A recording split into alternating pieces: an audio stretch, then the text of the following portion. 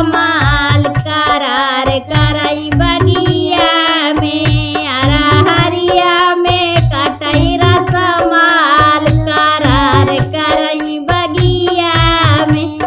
अरे समधी की बहिनी चिनार करार करई बगिया में।